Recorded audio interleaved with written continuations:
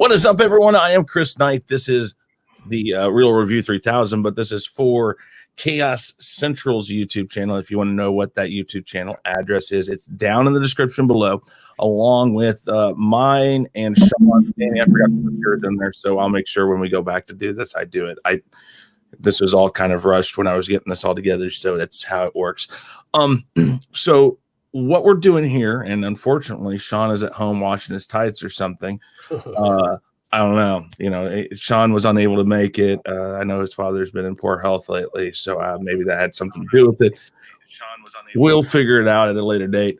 But basically, what today's show is it's going to be a culmination of the first two shows of the week, which are Danny's channel right now, which is the Khaotic Conversation, and on Shaun's channel, the Khaos List. So we do kind of different things. On Danny's channel, we go ahead and we talk about a topic, a top five, something like that. Danny comes up with an idea for this next week. It's going to be really good if you guys want to watch it. Danny, would you like to tell them what next week on Monday is going to be? Please, people, please turn in. I took great thought and care in trying to find this question, and I really want y'all to be here. The question for tomorrow night's show at 9 p.m. Eastern Standard Time is going to be, Thanos is the bad guy again, but instead of the Avengers, he is now facing Justice League. Does he have a harder or easier time collecting Infinity Stones? Does Thanos defeat them like he did the Avengers as easily or as not as easily? Or if he makes the snap, do they discover and master time travel like the Avengers did, or do they take a different approach? Please be able to back up your opinions. That's going to be a very interesting show. I think that's a very interesting question. I am definitely ready to hear what the panel has to say about it. So please tune in tomorrow night for that. Indeed. And, when we're doing that on Shaun's channel, what we do is more based off of, current event topics, I would say. And, every week it changes. Right now, I think this past week we had some stuff about Bob Iger. We had, I remember something about the executive, I think the executive Supergirl, CEO, woman, the drop in ratings, several of those things. So they stay very current event. Shaun comes up with those, but on this show, what we're going to do on the rule of three, what we're going to do is kind of, if you've seen my weekly rumble, it's something like that. So basically, the three of us, or in this case, two of us, even though we have 9 questions today, the three of us will go off. We'll come up with 3 questions or 3 topics in question format. They go on a wheel of topics, much like on the weekly rumble, and we will each have 3 minutes to give our opinion, what we believe. And then at the end of 3 minutes, each of us getting that time, we will have 3 minutes where we can royal rumble between each other. And if we don't agree, we don't agree. If we do agree, we can kind of put that part out. But it is a 3-minute time limit on each of those. And so with just 2 of us, we might go a little more than what we normally would have. So here's what we're going to do. We're going to share the screen, go over there, and this is the wheel of topics. Wheel of topics is a beautiful thing here. We're just going to make it full screen, and then after we get the topic, we'll go ahead and go back to just the 2 of us on screen. And then we will also have the timer, which I believe you'll be able to hear. I guess I can leave it up, though. We'll just leave this up. So we're going to start by spinning the wheel of topics. Danny, I will let you go first each time. And are we going to do 3 minutes or 2 minutes? That's just the 2 of us. Oh, let's do 3. Let's do with 3. Yeah, let's do 3. So question number 1. Should Disney come up with a rated R movie division? That way comic book movies that need that classification can be seen that way. And would that better excite the moviegoer? So again, the question is, should Disney come up with a rated R movie division? That way comic book movies that need that classification can be seen that way. And would that better excite the moviegoer? So Danny, you got 3 minutes on the board. Your time starts now. I definitely think that Disney should come up with a rated R movie division because that way they're going to get all the dollars. They're going to get the movies that's classified as PG-13, little kids can go to. They're going to get that, and also they're going to get to see the geeks like us and the hardcore movie fans that are familiar with all these different comic books, such as I think the new Morbius should be rated R if I have to say, but that's not Disney. But let me go back to Deadpool. That definitely should be rated R.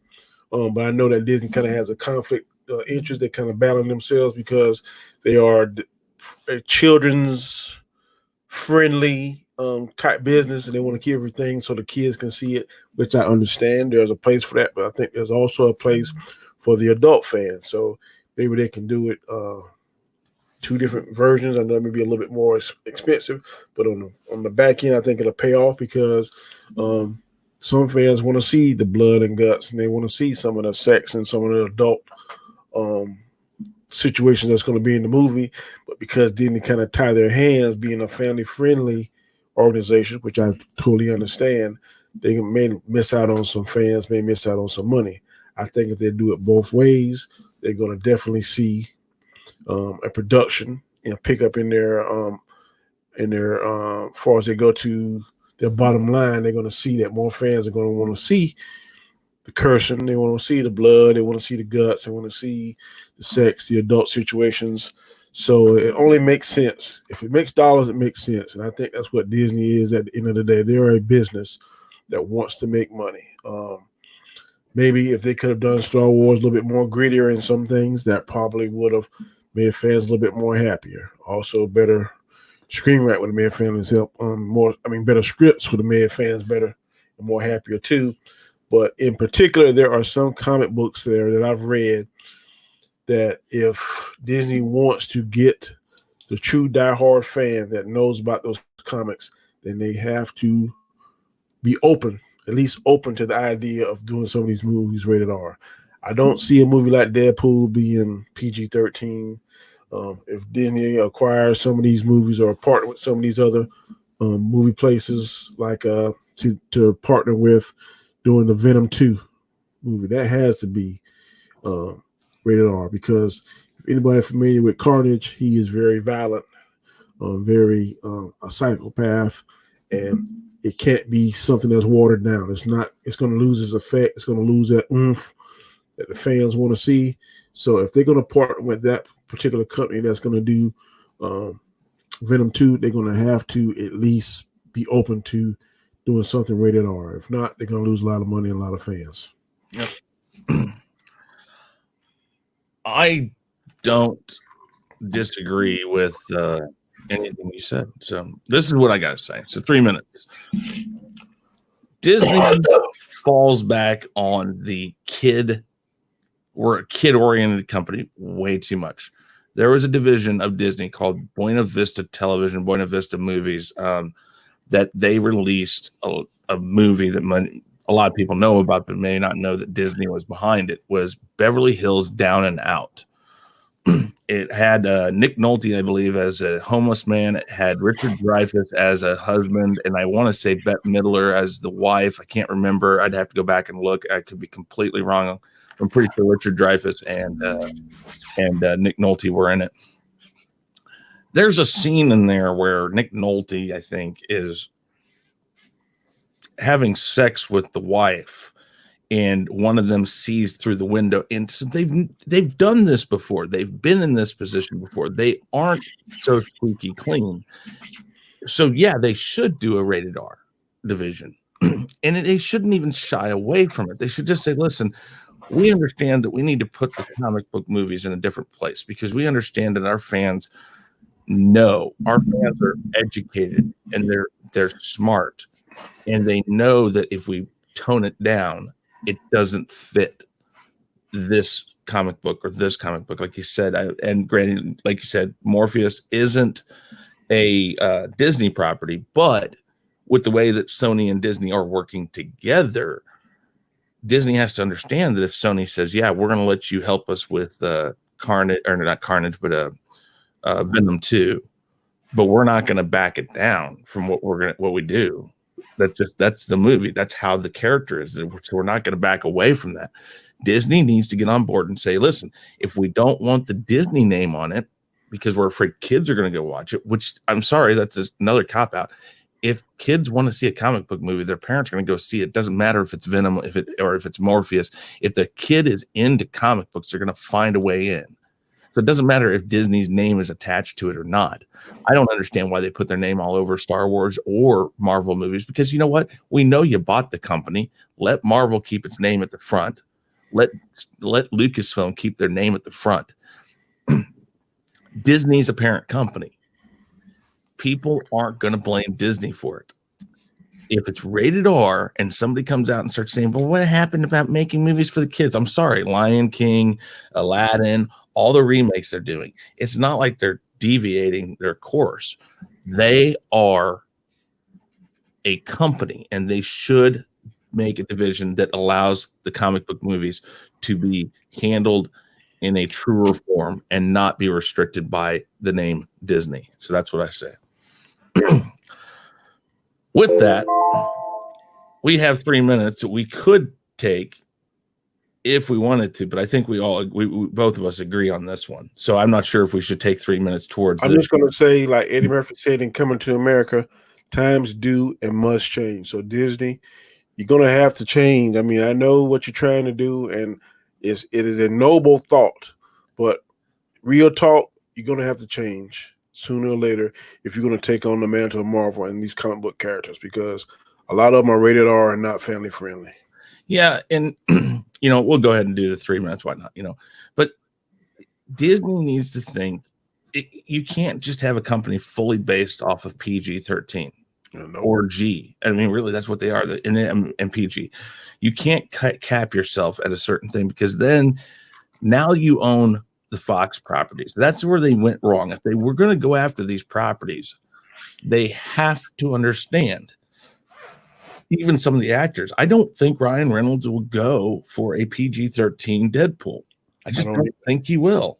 And he is the hero, the champion of these people, of these fans of Deadpool. He's the champion of them because he personally took the responsibility for the crap that was in Wolverine's Origins, or whichever it was, X-Men Origins, Wolverine, whichever one.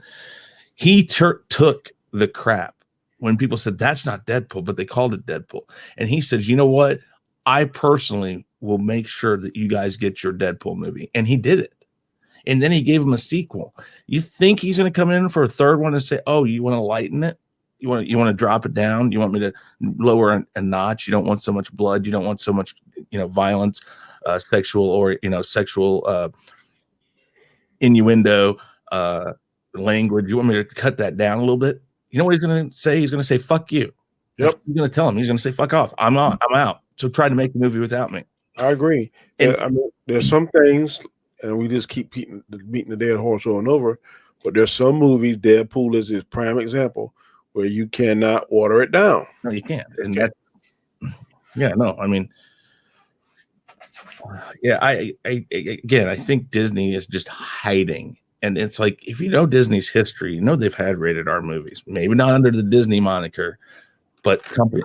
I mean, again, I bring up Buena Vista. Buena Vista had the castle, had the rainbow or whatever it was, the star thing going over the castle. Everything was the same as Disney's logo, except it said Buena Vista underneath it. It's like, if you're that bold to release it, and I remember they caught crap for that movie because they were Disney and everybody knew it was Disney.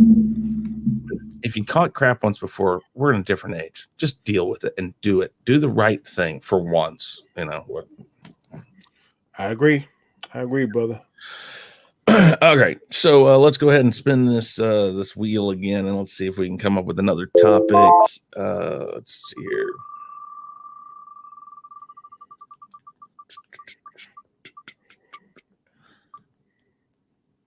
All right, I was hoping we'd get this one.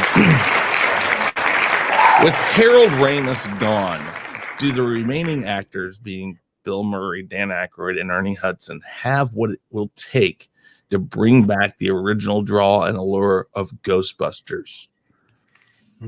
That is a very good question. With Harold Ramis gone, do the remaining actors Bill Murray, Dan Aykroyd, and Ernie Hudson have what it will take to bring back the original draw and allure of Ghostbusters? Now, I know a lot of you are probably sitting there going like, well, wait a minute. Paul Rudd is, Paul Rudd's in it, and, all the other people are in it. We're not talking about that. Their performance is going to be based off of what the others can make it. And so we'll start with that. Danny, I'll let you go first again. Your 3 minutes is now. I really don't know. I just recently watched Ghostbusters 2 about 2 days ago, and one of my favorite parts I remember is when they're putting on their proton packs and they're in the courthouse and the judge is getting mad and that goop is getting angry and it starts to I guess permeate and it blows up and the two brothers come back, the Ghost Brothers, and they telling the judge, look, you're gonna drop all the charges, blah blah blah blah. And they get to the proton packs and they say do Ray, and they say Egon. Stuff like that is what comes to mind, because Egon was, to me, it was Bill Murray. Then I was drawn more to Egon, and then Dan Aykroyd, and then of course I can't think of it. More. But to me, Egon and Dan Aykroyd had a good banter, but it was more to me Egon and I can't think of his name. Bill Murray. Yeah. Do I think Bill Murray has enough presence and charisma to carry it? Yes. Will he try harder than normal to be funny? Probably so. I'm not certain. But I think between him and Dan Aykroyd, they can do it. They're pretty funny. They have pretty stellar careers, carrying movies. I particularly think Dan Aykroyd and the Blues Brothers, very funny in there. Ernie Hudson, to me, he's always been a secondary character, but I'm pretty sure he's going to have more lines and stuff now since there is a hole, since Egon's not there. Egon would definitely be missed if you are a Ghostbuster fan, because he just had that kind of dry humor that always kind of just fit naturally between Dan Aykroyd and Bill Murray. Will Paul Rudd be able to fill that? Probably so. Paul Rudd humor is not dry type humor that Ramis's was, but I think between him, Bill Murray, Dan Aykroyd, and Ernie Hudson, that the four of them will be able to carry it off. For those of us that are true Ghostbusters fan, we'll miss Egon and miss what he brought to the table. But I definitely think the cast they got now, if the story is written good and it's a good and the director knows what he's doing, that this new Ghostbusters should be funny. I don't know about profitable. I don't know if the moviegoers now will have the same excitement and enthusiasm as moviegoers had back then. But it should be better special effects, so the ghosts may look better or not. I don't know. I'm going to go see it. It's not nothing that I'm excited about, but at the same token, I'm curious to see what they're going to do. All right, my 3 minutes. We will start it right now. I am excited about this movie. I am also cautiously optimistic that they'll do it as much justice as Ghostbusters 2 did. Ghostbusters 2 came across as maybe forced a little bit. I think they tried to recapture too much instead of just worrying about making it natural, because the first movie in Ghostbusters was all about that natural chemistry between the three originals, and like I said, Dan Aykroyd, Harold Ramis, and Bill Murray. Their on-screen performance was very much kind of how they were around each other. They came up with this property. And Dan Aykroyd and Harold Ramis made the movie, wrote the movie, and it was just that natural chemistry. If they go into this, Bill Murray and Dan Aykroyd, which is really who I think it relies on more, because like you said, Ernie Hudson is a secondary character, but he was really given that equal character treatment in the movies. They brought him in as an extra person for help, and he blended in. He did a really good job, and he always kind of gives me that that feeling of that guy that's in the horror film or something, going like, yeah, no, we don't. I'm not doing that. because I know what's going to happen. He just had that real blunt, yeah, no, that really, I don't know if you want to call it that New York, yeah, street smart. He was street smart, and he knew, it was going to be bad. Like, whenever he, I think, says on the roof in the first one, he's like, wait a minute. He's like, crossing the streams is bad because, and then Bill Murray says, yeah, I thought you said that crossing the streams is bad. And, just the way that they played off of each other in the original movie, they need to focus on that. And they need, again, like I said, it relies on definitely Dan Aykroyd and Bill Murray and how they interact with the rest of the new cast, because this movie isn't so reliant on what the new cast does. It's one, do they stay the same character?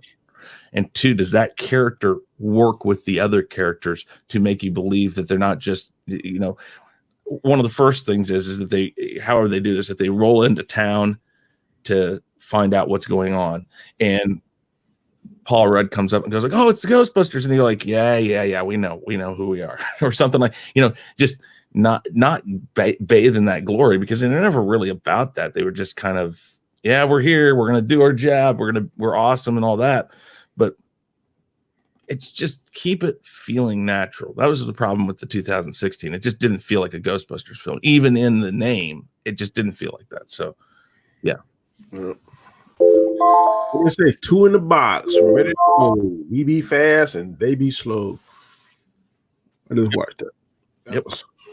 And that's one of the best lines from the new one. Let's do 3 minutes. We can talk a little bit more about this. Like I said, you and Shaun seem to have a little bit more excitement than I do. When I first saw Ghostbusters 1 and 2, yeah, I was excited. If they do something, I've always thought the ghosts were cheesy looking on there, especially the Scolari brothers, wherever they were. Well, they came out. So I'm hoping that the special effects will be more. I want it to be more horrific looking. I don't want it to be all kitty and the Stay Puft Marshmallow Man. I don't want to see all that. I want to see something that's aggressive. Well, you see, I think that in the original one, the Stay Puft Marshmallow Man was just a nod to being funny, making you still knew it was a comedy, because when he says it, he says, "Well, what did you think of, Ray?" He's like, "Well, I just thought of the one thing that couldn't possibly hurt us," And the second one, the Scolari brothers, yeah, it was. I think that they tried to kind of incorporate the real Ghostbusters cartoon and started kind of tweaking the way it was working with things. They were thinking of probably a franchise thing. Yeah. Let's have spinoffs. Let's have this. Let's have that. I think they were maybe thinking of that. And it just didn't take. If they had stayed more true to the way it looked, I mean, like the skeleton in the first one that's driving the taxi, it's not only downright nasty looking, it's scary. Yeah. But I agree with you. Let's keep it a little more not kid. And yeah, the thing with what was the guy band name? Vigo? Yeah. And the little guy, he kind of mesmerized. Yeah, he was funny. Yeah. That is probably my biggest worry for this film, though, is the amount of kids that are in it. It makes me really wonder if they're going to go down that kid route a little too much. They need to make it kind of terrifying, kind of like Stranger Things. I haven't seen Stranger Things, but if they can make the ghosts more threatening or menacing looking, I think it'll be received better. If they kind of do the kitty stuff, I don't know. Yeah, this is a perfect opportunity for them to really reattach themselves to the original two, more so the original one, and rebrand this for a future generation. Because I think those of us who were big into it all think that basically what this is going to be is a passing the torch movie if it does well. Yeah. And what that means is, well, the kids are way too young, but maybe the kids would be interested, and that gives you yet another chance to pass the torch later on down the way if you keep these kids in. But it means that you'll have Paul Rudd I'm going to finish this thought. You'll have Paul Rudd who can step in as a Ghostbusters. Now, my question really in my mind was maybe Paul Rudd's just there to take the place of Bill Murray. Maybe Dan Aykroyd and Ernie Hudson are saying, we do another one. Because I know Bill Murray's done. After this is over, he is done with this. Yeah. So, all right. Let's spin the wheel again. Dun, dun, dun, dun, dun. Oh. All right. Is the fact that Spielberg isn't directing Indy 5, is the fact that Spielberg isn't directing Indy 5 brain cause for concern that Indy 5 may be in trouble? So, is the fact that Spielberg isn't directing Indy 5 brain cause for concern that Indy 5 may be in trouble? 3 minutes. Go ahead. Okay. If you are an Indiana Jones fan, you should be very concerned because it's my understanding that Harrison Ford said this is definitely going to be his last one. If it's going to be his last one and they have had success in the past 4, I see no reason why to try to reinvent the wheel and change out parts. If the car is still rolling, let it roll. If it just barely crosses the finish line, and then let it cross the finish line under its own power. Don't try to mess up the motor. Don't try to change the oil. Don't try to do nothing. If the car is running, go ahead and let it go. If the driver is doing a good job, which Spielberg has done, I'll let Spielberg do the last one. I'll let them both go out together.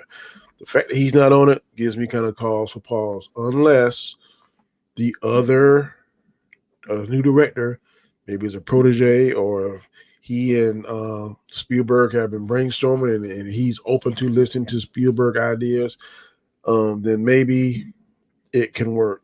But if someone want to come in there and try to put a fresh new look on Indiana Jones, and this is going to be his last one, I think that's going to be counterproductive. It's not going to make any sense. If this is going to be his last one, you're not going to re-franchise it. Why are you going to change somebody that's going to totally change up the stuff and piss fans off? We're going to use this word that I don't really like to use, but the word is canon. If there's a such thing as Indiana Jones canon, then stick to the canon now. That if this is going to be the last one, don't come in here and try to change stuff and be like, oh, we're going to do this. Indiana Jones is not going to wear a fedora. He's going to wear a baseball cap, or he's not going to use a whip. He's going to use this. Don't do that. All you're going to do is piss fans off. Probably going to be poor at the box office. It's probably going to get such harsh reviews that you're going to be like, well, why the hell did I mess with something? Sometimes things are better left alone. Sometimes things can't be improved upon. I don't think that there is someone that can replace Harrison Ford at this particular moment in time as Indiana Jones. Maybe 10, 15, 20 years down the road, this is kind of died down and it's a fresh look, fresh new take on it. Maybe. But right now, if Harrison Ford has energy and he wants to do it, he wants to go out on a bang, I would let Steven Spielberg direct the film. I would try to get him back on board if he's not, or try and remend that bridge or whatever, and let him go ahead and do that because he has a clear understanding of the movie, and I think he would do it justice. So the fact that he's not on there is some concern. So I just hope that this new director knows what he's doing.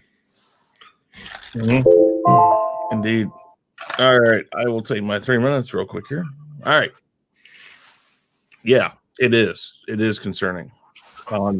One, he's directed all 4. 2, with the rumors that they might reboot, they might replace Harrison Ford or find somebody to carry the torch afterwards. That is the cause of concern. And if he feels that that's exactly what they're trying to do, I guarantee he's going to walk from it, because Harrison Ford has said, I am the only Indiana Jones. I am going to play it. And when I'm done, it's over. Indy's gone. And Spielberg, I'm sure, is the same way. He said, no. This is it. This is Harrison Ford.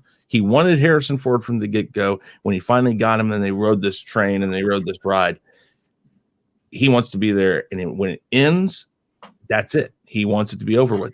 And we've discussed this before, I think, about how you have National Treasure. Disney owns National Treasure. Just go with National Treasure. Do another National Treasure. You can do movies like Indiana Jones, but just don't mess with Indiana Jones. Perp just mentioned the Uncharted, the game on PlayStation that's very Indiana Jones related, but it has a very deep storyline within the game itself that you could do something like that. And to reboot Indy is just travesty, because I'm sorry, I don't think they do well. And even my 18-year-old son knows that Indiana Jones is Harrison Ford, and that you can't keep moving it forward in time. So if they decide to hand it off and pass the torch, as we say, you're going to be in the 60s or 70s by the next one. I mean, we don't even know. I mean, if it follows basic timeline of Indiana Jones, he could be very well close to the 60s in this one, if not in the 60s. And that makes it very difficult, because Indiana Jones, the type of film it is, was more about that old serial, that westernish type look. You didn't have all the tech. You didn't have all the gear. You didn't have all this. It was a guy going out with a whip, a gun, and his knowledge. And that's what it was originally about. And the farther into the future you put that, the less relevant that type of archaeologist is. There was a time when archaeologists like Indiana Jones existed. They were fortune hunters. They were this, but they were still archaeologists. They were there for the history. And to change that completely would be bad. And I think that's why he's left. And that's why I think there's cause for concern, because I don't think anybody else can treat these movies as well as Spielberg can. So, yeah. So we'll put 3 minutes up there. We can banter about this a little bit. So far, you and I agree a lot. I mean, yeah, it's kind of scary. It is. But I think you told me one time on a earlier stream that Vin Diesel was able to get rights to the what's the character he plays? Yeah, he got the rights to Dominic Toretto and the rights to Fast and Furious. Oh, Riddick. Riddick. He owns the Riddick series. Yeah, unless Harrison Ford can do that, then he's not going to. Somebody later on down the road is going to reinvent Indiana. I saw Perp said in the chat that Chris Pratt. I can see Chris Pratt doing that. I can really see that. Maybe not, but man, he's got too much comedy in him. I think he can play straight enough, long enough to pull that off, and I think that he's gonna definitely get females' butts in the seat. Yeah, if he's one of those eye candy people. I'm not trying to be a hater. I'm just speaking fact. I can see it. Maybe not here in the next 4 or 5 years, but I can see it. But like we said earlier, it does give you cause for pause if Spielberg's not going to be at the helm. I don't know. I don't know what that means. Well, he's directed all 4. Yeah, that should tell you something right there for him. And he says, "Oh, well, I'll just produce the film." I mean, producers nowadays are the stronger and the more in charge on a movie now. That's not the director. Rarely is the one that's really in charge. Back in the 80s, 70s, 60s, the director was, "This is how we're doing it. Screw you. We're doing it this way. Back off me." I think if it's a bad script, Harrison Ford, he ain't gonna stick around. Harrison Ford still there's no guarantee start date on this either, because it was supposed to have already been started, but they haven't locked down a script. They haven't done that. And Harrison Ford has said, "I will not come back if I don't agree on the script." Yeah. So there's still question. This is still major talk, but not guaranteed that this is going to happen. And we have National Treasure. National Treasure is a futuristic version that works of Indiana Jones. It has the tech. It has all that stuff in it. It's a guy using the new stuff with old stuff. And it's this cool thing that I think the Disney should let Indiana Jones, for lack of maybe they be colleagues, and then he passes on. Well, you could, but you got to think about the dates. The first National Treasure was like early 2000s, late 99, somewhere like that. Yeah, And but I'm saying got 30 years gap between the two franchises right now. 30 to 40 years gap. I mean, that's a lot. But couldn't they write that maybe they were colleagues they met somewhere, and Indiana Jones said, "Look, They Nicolas Cage, this is what I was going to go on. This is what I was going to do, but I can't find it now. I'm passing it on to you. I'm giving it on to you." They could, or they could do it where he finds a book of like Indiana Jones's memoirs about the one trip he never was able, and then that one thing he was wanted to go after that he never did. And he says, "Hey, this guy, I know, you know." And what was that book that he found? The President's Book or whatever? Yeah, Book of Secrets. And they never told us. They kind of walked off when they talked about it.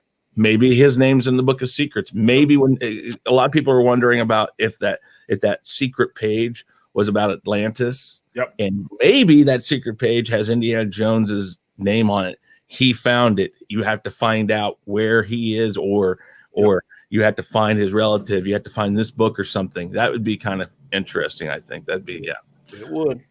All right, let's do maybe one more, maybe two more. Okay.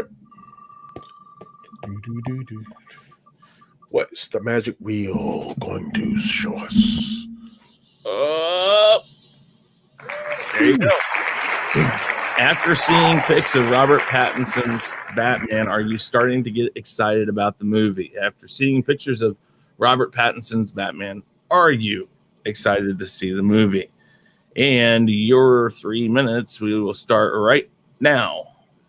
Okay, I'm going to be totally brutally honest. When I first heard of Robert Pattinson as Batman, I was like, what the blankety blank, blank, blank, blank, blank, blankety blank, blank, blank. Because out of all the actors in Hollywood, they had to pick Twilight Boy, who, when I look at the movies, had any kind of muscular frame or any kind of build that Batman is known to have.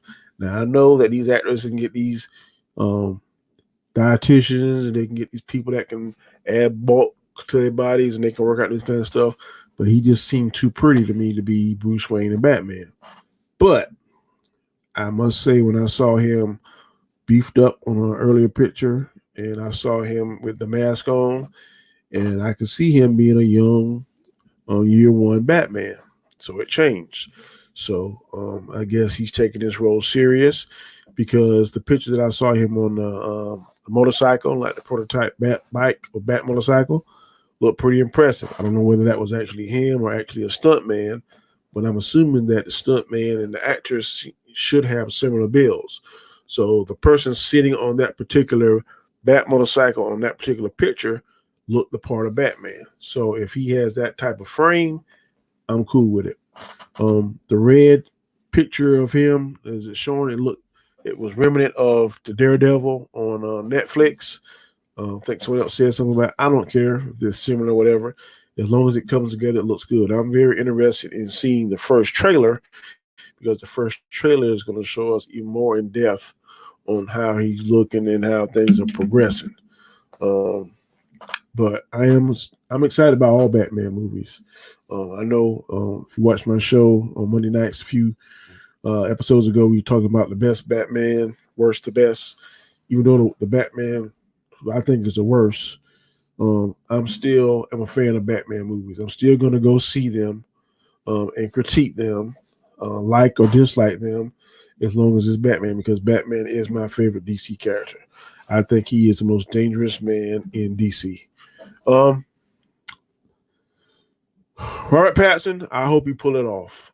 I'm hearing two different theories. I hear it's going to be Batman Year One, and I'm hearing it's going to be Batman The Long Halloween.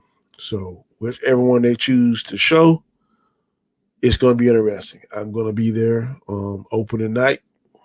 I'm going to be there, fingers crossed, toes crossed, hoping that he's able to pull it off. I only have his performance that I've seen him in Twilight to reference his acting ability. I hear that he is a world-class and top-notch actor. I just hope he can pull off Bruce Wayne. I definitely hope that he can pull off Batman. So at this particular point in time, I am excited to see him in that suit. All right. Well, I'll take my 3 minutes. And I will say this. I'm always excited about Batman movies. Just in general, until something until I see something that makes me totally hate it, like Batman and Robin. Until that happens, I'm always on board for Batman. My problem is I've heard several things. One, that what we saw was probably a stunt double. Two, I still need to hear him, and I still need to see him actually moving. I need something, like you said, that's going to be the trailer. It just, I don't know. I don't mind the look. The look doesn't bother me per se. Like you said, the year one thing really intrigues me. The long Halloween or whatever, that one, I'm not so. I think that's too specific. I think year one is a very broad range of something to shoot a movie on. It's an introduction of another character a different way than they did with Batman Begins. I love Batman Begins because of that intro to the character. It started there, but with year one, if we get a little more involving what drives him, a little more just about him. I think in Batman Begins, it was a little too back and forth. So we didn't really get as much Batman as we wanted. If this is pretty much, he's Batman, and we're just going to show you this. We're going to show you his struggles. Like, for instance, a lot of people have brought up that it looks like it's just, shoulder pads and stuff like that. Well, even with money, a man like that starts isn't going to really know what works and what doesn't work. So he's just going to try something to try to protect himself and all that. I'm not worried about the look. I'm worried about his performance. I know he's a good actor, but world-class actors fail at Batman. Case in point, George Clooney. I have seen great George Clooney movies. I've seen movies where he plays the part perfectly, but he failed as Batman. So it isn't just, put a good actor in there that makes it become a good Batman movie. It is a good actor that understands that character. And if he doesn't understand the character, I don't care how good of an actor he is, it's just going to bomb. And it's going to be one more of those DC movies out there that I, as a DC fan, am always concerned about. I'm always concerned that DC is just on the verge of saying, kill everything that we've got started, and we're just going to start from scratch again. It's just, which drives me nuts. So 3 minutes. This is scary how much we are in agreement, because that point you made about Ben Affleck was picture perfect. Ben Affleck, I'm sorry, George Clooney. George Clooney is a world-class actor, but he totally stunk it up as Batman. So I agree with you. Just because you're a world-class actor, if you don't get to that's probably what drove Heath Ledger crazy. Mm-hmm. He got into the actual psyche of the Joker, and some people you gotta be able to pull up. He wasn't able to pull up in time, but think of Christian Bale. Would you have said Christian Bale would have made a good Batman before that movie? He probably wouldn't have been on your radar. Think of Michael Keaton. Everybody laughed when Michael Keaton was announced. I laughed at Michael Keaton. But was he a good Batman? Good Batman, not so much good Ben, not so much good Bruce Wayne. But there you go. Then you have the second part of this. It's not just about good Batman. People are laughing at the other side. What's the guy that plays Boyka? Scott Adkins. Mm-hmm. I think Scott Adkins would be a kid-ass Batman.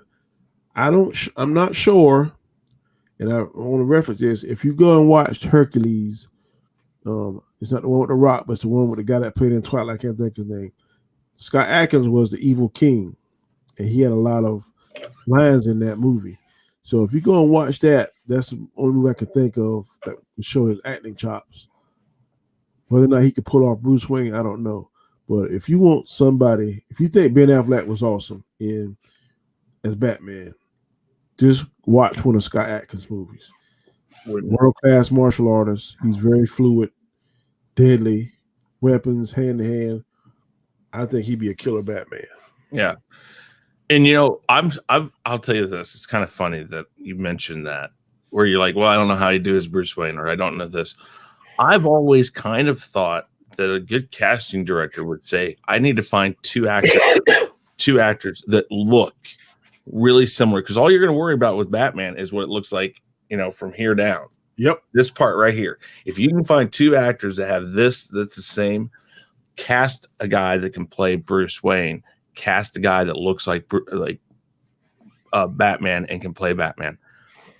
That's why. That's the way you get away from that. Then you don't have to worry about it. Then much like it's not like James Bond where you have to say, oh, well, who's a good actor for James Bond? James Bond is James Bond, even if he's separate people. When he talks to the ladies, or when he's killing people, or when he's going after people, it's a full package because he never changes his look.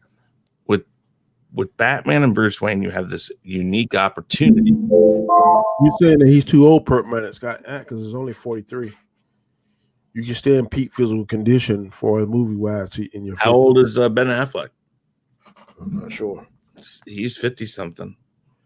And I'm sorry, when that was first shown, when that first was said and put out there that he was going to be it, I was like, no way. And I watched that movie and I was like, hell yes. I totally changed it when I saw it finally. I was like, yes, that's how you go. Hey, Steve, how you doing? Yes, I am doing well. How are you doing, my friend? Okay, we're going to do one more. And let's see what we're going to get.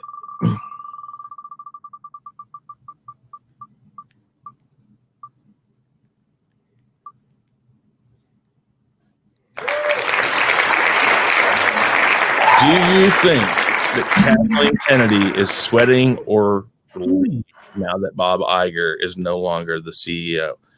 That leaves some of my questions that we're going to have to get to at another date. Do you think that Kathleen Kennedy is sweating or relieved now that Bob Iger is no longer the CEO? So I will find the timer again. I'll give you 3 minutes and start now. Okay. Ben Affleck is 47. Okay. Now to get this question. Depending on how much heat Bob Iger is in, is going to determine whether she's sweating bricks or she's laying in the bed cool as a cucumber. I've heard rumors that Bob Iger is pissed off some of the board, and that's why this change has happened, because it was very abrupt. No one's heard it or saw it coming. There were no rumors of it, to my knowledge. But I'm hearing that he's in the hot seat for whatever reason. I don't know what it is. That hasn't been revealed yet. So if he's in the hot seat, then it will only make sense that she would feel some kind of nervousness or like, what the heck's going on? How's this going to affect me? So it mainly is going to hinge on whether or not Bob Iger is in the hot seat or if he's not. If he's in the hot seat, then she better start looking for some work elsewhere, because I'm pretty sure the way the world works now, if they get rid of the head coach, then usually all his coaching staff is going to, the new coach comes in and he picks his coaching staff and he picks who he wants. He puts his men in. So if there's going to be a new CEO running the show, and I'm pretty sure he's going to want to put his own men in there. And if there's any kind of negative publicity attached to the current person there, he's going to try to distance himself as far as humanly possible. That's common sense. That's just being human. You don't want to attach yourself to something that's being negative and drawing down or going to cast you in a negative light. And unfortunately, I don't think it's all Kathleen Kennedy's problems or her own creation, but I think that she has so much negativity attached to her for she's not doing what she's doing, that she's inept, that sometimes you just can't overcome all of that stuff, even though it may or may not be true. I just think right now she's putting a lot of nasty taste in people's mouth as it relates to Star Wars. So if Bob Iger is getting out of there and his new CEO is coming in here, I can't think of his name, but if he comes in here, it makes sense, common sense, to replace somebody with your own, replace the current person with somebody that you trust, somebody that's your go-to, unless that person is currently in there as a superstar. And we know Kathleen Kennedy is not a superstar as it relates to the Star Wars franchise. So I definitely think that she's feeling some heat, she's feeling some uncertainty, if in fact Bob Iger is being asked to leave and is catching some heat from the board. If he's not, Then I think she's going to be smooth sailing until her contract expires. Then I think she's going to go off into the good night and do whatever she's going to do. But I don't know. I'm curious to see if Bob Iger is truly in the hot seat with the board. Well, so Bob Chapek or Bill Chapek, I think. I don't know. I have to go back. Chapek is the last name of the guy that took over. Here's the thing. What I'm reading, what I'm hearing is that this guy was actually handpicked by Iger. 1, 2. Bob Iger is the executive chairman of the board. If the board's displeased with him, he's at the top of that board. He's the one that tells the CEO what to do. What I think this is I think that Iger knows he's retiring next year. And he's just like, you know what? I want a year or two of telling somebody else what to do. I don't want to be basically getting from the board what we need to do and go back and sit in my office and say, okay, how do I do this? I think he likes the fact that he won't have to do 2 jobs now, but he's still getting paid like he is probably. And I mean, hot seat, perhaps. If they're smart, they'll get rid of her. But I think they're still on track for this 2021 release or exit of both of them. They both set December 2021, which is the end of their contract. And I will probably be doing a stream a little bit later on tonight solely that I have some crazy thoughts on that. One of them was one of our questions, but I'll hold that back. I think that there's a part of it that's probably sweating, because here's the thing. There's a the statement goes, which is worse, the devil you know or the devil you don't? Right now, she's got a new person in there. That's somebody who she doesn't know. This guy was in charge of the parks. He was in charge of a lot of other stuff. He's a Disney man. And now that he's in charge, he could very well say to the board, well, this is part of your problem right here. Perhaps you need to talk to the investors and say, hey, should we get rid of her? Well, Bob Iger hadn't done it yet, but that doesn't mean Bob Iger won't agree with that. If Bob Iger says, well, now we have Chapek does it, I'm not the bad guy. I don't have to deal with this woman that I have been with since she's first come to the company.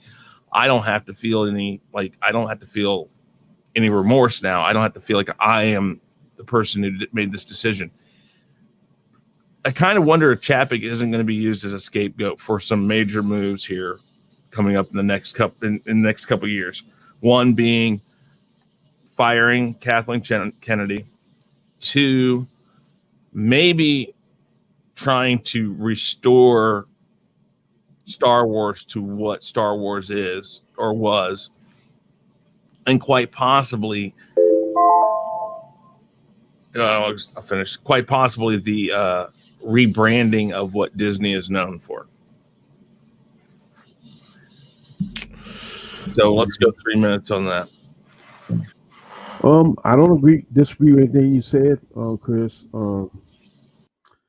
I don't know.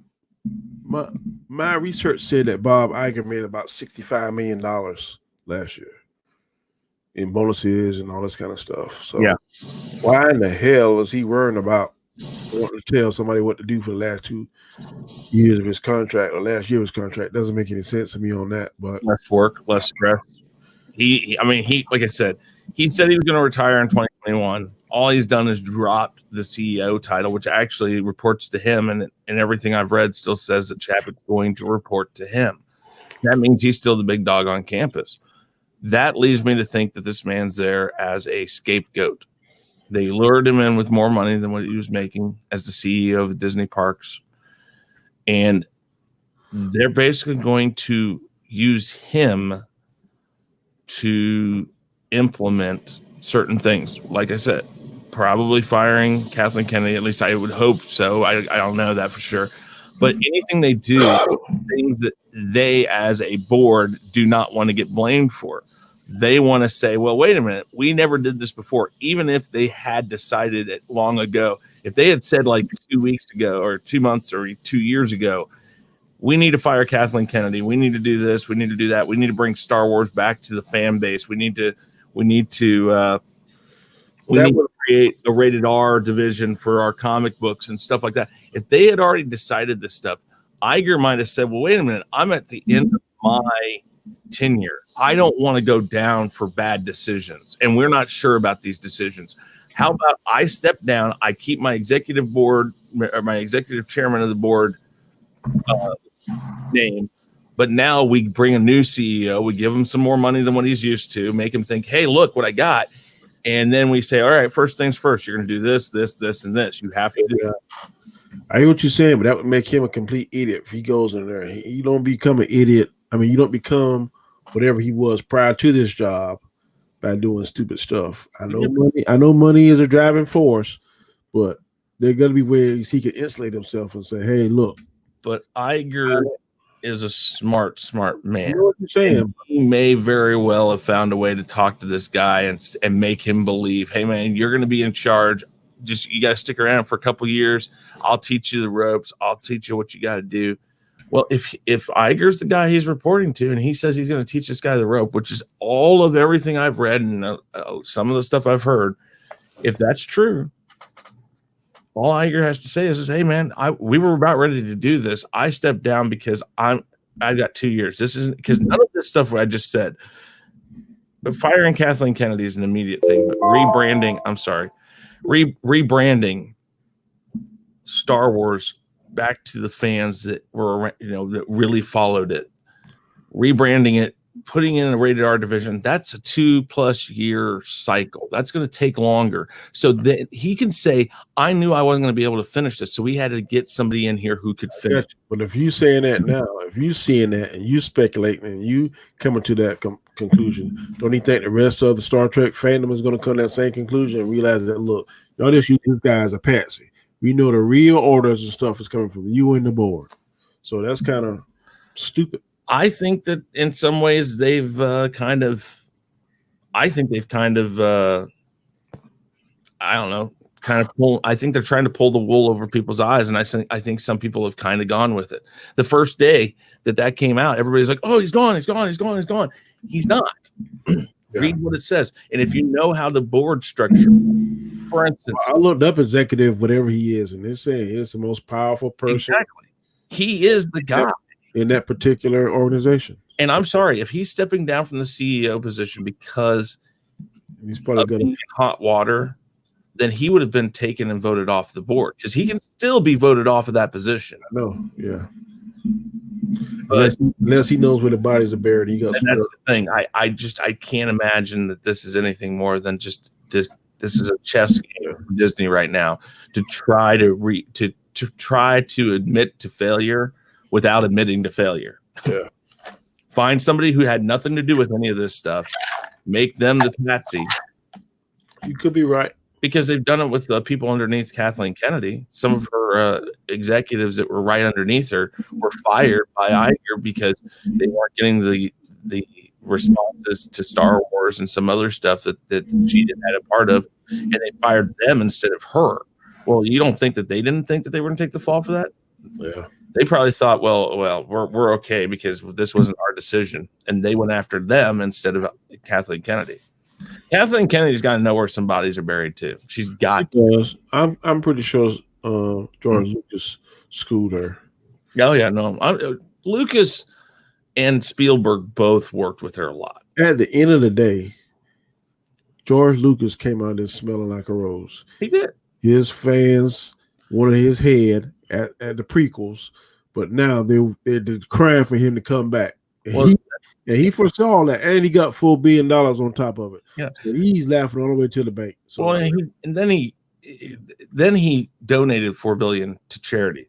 He donated that money to charity. Like I tell people, if you don't read the writing on the wall that Lucas was done with Star Wars, and you still think Lucas cared about Star Wars fully and wholeheartedly, you don't see the real truth. He was done. And it just probably came up in a quick conversation with Iger at lunch. Iger's like, well, Disney would like to offer you to work together on a Star Wars trilogy like they did with Muppets and all that other stuff. They always started with that. We're going to work with you. We want to work with you. And maybe it got into place. He's like, oh yeah, I've thought about it. I kind of have an idea for a trilogy. But I don't know. I'm kind of done with it, but I might do one because I know the fans want one. And then Iger heard I might be done with it, and he's like, well, wait a minute. Well, okay. So what if you're done? What could we do to maybe buy it? And George Lucas, thinking in his infinite wisdom, well, hell, they're never going to buy it if I give them an outlandish number. He says, $4 billion. And Iger says sold. And George Lucas is going to sit there and go like, no, I was just kidding. No, he's going to say, okay, take it. He wanted it out. So, Lucas came out like a rose in this. And people still revere him. And people still are like, oh, come back. So. All right, guys. Thank you for watching today. Too bad Shaun couldn't make it for whatever reason. Washing his tights, playing with himself. I don't know, whatever. But we'll talk with him. We'll figure it out for next week. Hopefully, he'll be here then. Don't forget, tomorrow we have over on Comic Chat the Khaotic Conversation. Danny, go ahead and tell them about that again. Yes, it's every Monday night at 9 p.m. Eastern Standard Time. I pose a lot of questions, a lot of countdowns, like far as who's the best Batman, best Superman, best movie, best supervillain. Last week it was best supervillains, top 5 supervillains. This week the question is going to be a little bit more pointed and much more aimed at. It may make a little Marvel fans a little bit upset, but I'm not trying to disrespect anybody. My question is basically going to be: Thanos is back. And he is dealing with the Avengers now. With the Justice League instead of the Avengers. Tell me in your own words, is it going to be harder or easier, you think, for him to collect the Infinity Stones? Is he going to be able to defeat them as easily as he did the Avengers, or not as easily? You tell me. If he does defeat them and he makes a snap, will the Justice League be able to master or find a way to go back in time, or do they take a different approach, or do they do something similar to the Avengers? Just be able to back up your opinions on what you say. It's going to be a very interesting question, very interesting show. Myself, Maz, Mama Bear is going to be on there, Chris Knight, Shaun, and I hope that Terrence and maybe Oars will be able to join. So basically, please tune in. I think it's going to be very interesting. I'm very curious to see what the panels are going to say about this question. Yeah. And then on Tuesday, we do at 9 p.m. Eastern Standard Time, we do the Khaos List on Shaun Stackhouse's channel. When I get this all done and wrapped up, I'll make sure I put your information down below. I forgot to do that, Danny, but I'll put that down there, and I'll also put the times for the Khaotic Conversation on. But the rule of 3, typically Shaun, Danny, and myself will be at Sunday, probably at 3 p.m. Eastern Standard Time for the foreseeable future. We might change it a later date, but we're going to keep it at 3.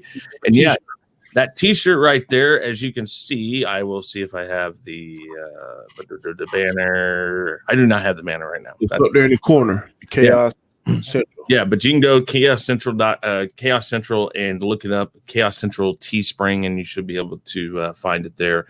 But go buy yourself a Khaos Central shirt. You can buy a Rule of 3 shirt. You can buy a lot of that stuff at that place, and it helps support the channels, the mission, the cause, all that fun stuff. So, guys, with that said, I am Chris Knight. This has been the Real Review 3000, but this will soon to be over on Khaos Central's YouTube channel. Make sure you check that out down in the description below. Make sure you also check out KhaosCentral.com and check out all our shows. We greatly appreciate it. Guys, thank you. Everybody say goodbye. Goodbye. Hey guys, thanks for checking us out. Be sure to subscribe to both channels, and make sure to check out our friends in the Fandom Minutes. You can find us on YouTube, Twitter, Facebook, Instagram, and BitChute, and you can also send us an email at Shaun at ShaunStackhouseReacts.com and Chris Knight at TheRealReview3000.com. And be sure to swing by our Teespring store to pick up some awesome merchandise.